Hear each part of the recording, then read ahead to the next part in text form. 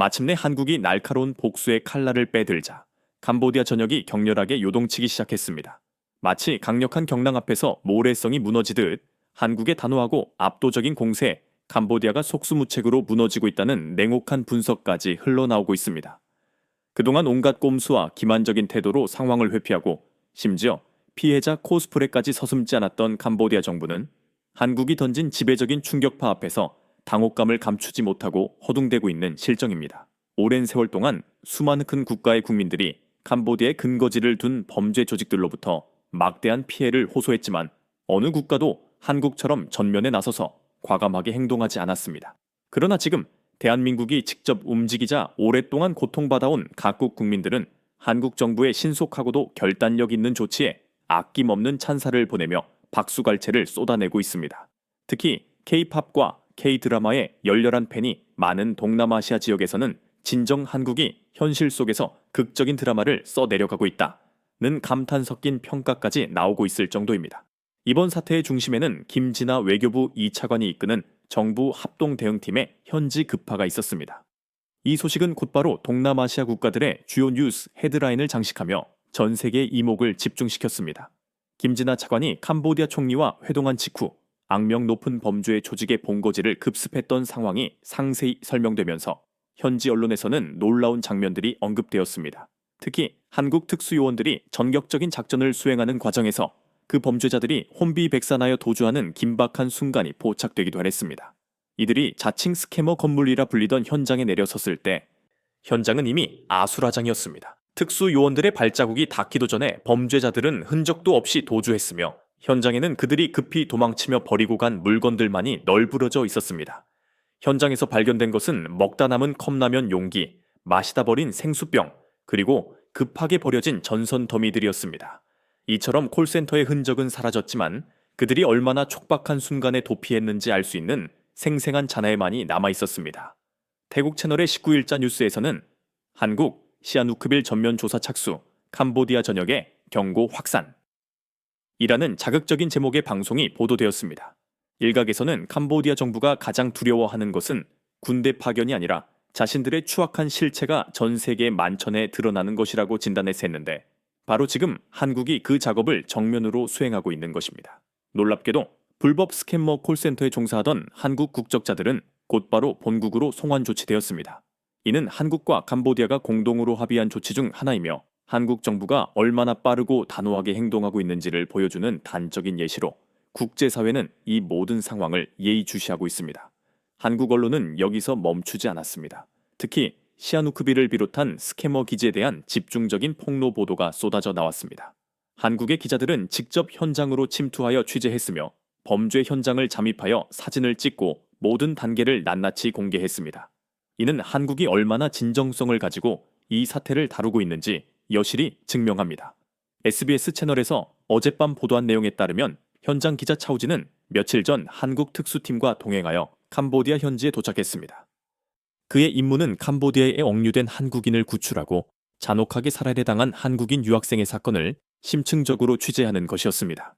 이 보도팀은 말 그대로 탐사 보도팀으로 불리며 수도인 프놈펜부터 시아누크빌까지 스캐머 문제를 집요하게 파헤쳤습니다. 그들은 지역 주민들을 인터뷰하고 스캐머 갱단의 봉어지였던 건물을 직접 찾아가 모든 정보를 수집하며 전 세계에 그 실상을 폭로했습니다.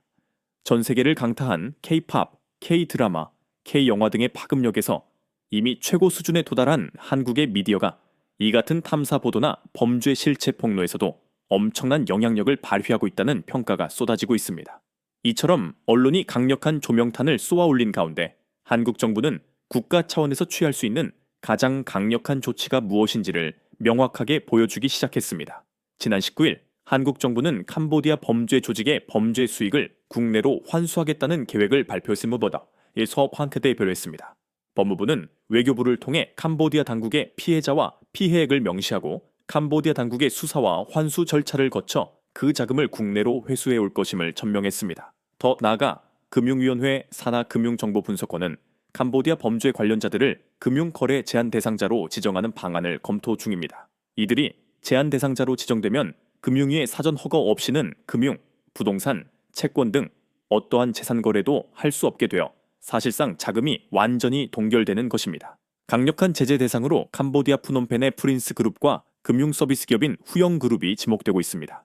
이미 프린스 그룹은 미국과 영국의 제재 대상에 올라 있는 만큼 한국에서도 제재를 가하는 것은 시간 문제로 보입니다. 캄보디아 범죄 조직들이 한국인을 대상으로 사기나 납치 등을 저지른 근본적인 이유가 바로 돈이 되기 때문이었기에 한국 정부는 이제 이들의 돈줄을 뿌리째 완전히 막아버리려 하고 있는 것입니다.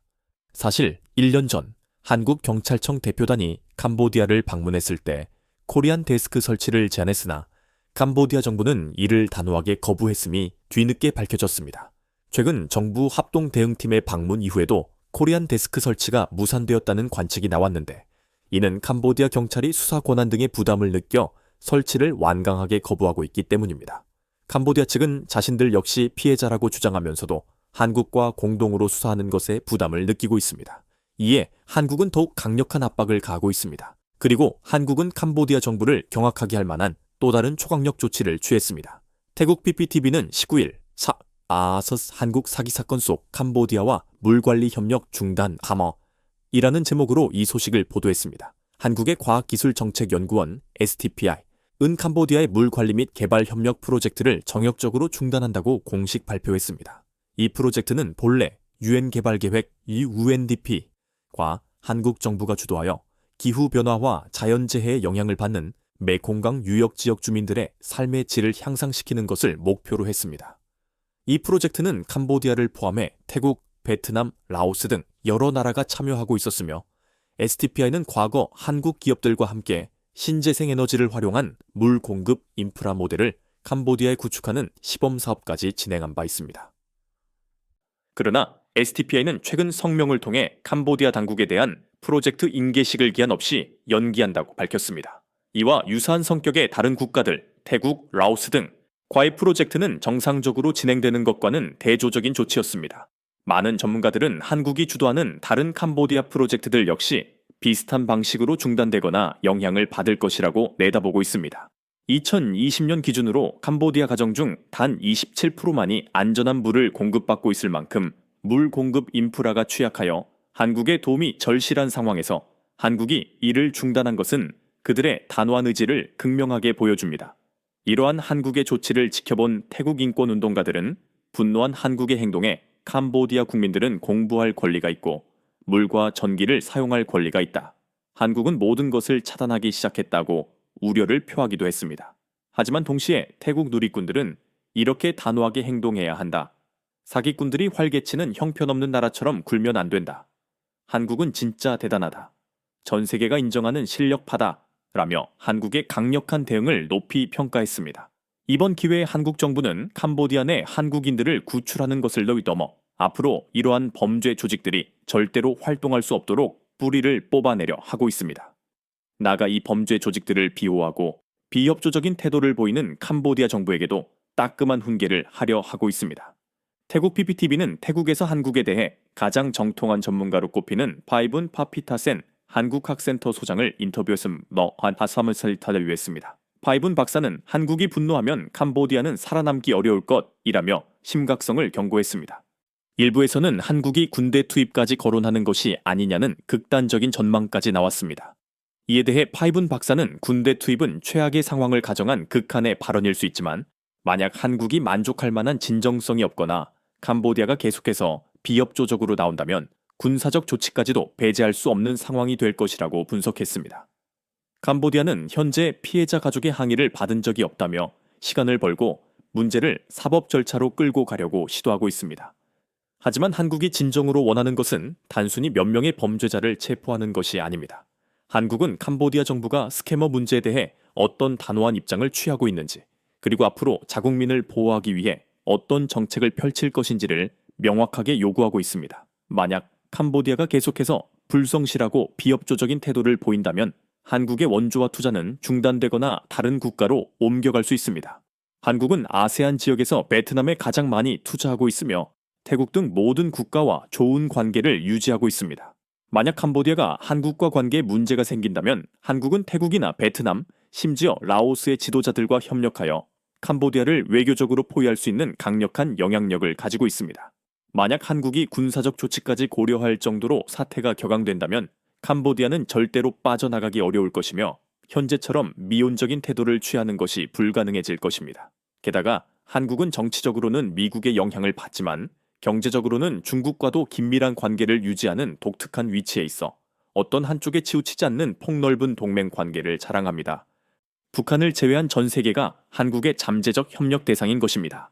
태국 누리꾼들은 과거 소말리아 해적에게 한국인이 인질로 잡혔을 때 한국 특수부대가 즉시 투입되어 작전을 수행했던 사례를 언급하며 한국의 결단력을 높이 평가했습니다. 역시 세계 최강 군대 5위권다운 위력이다.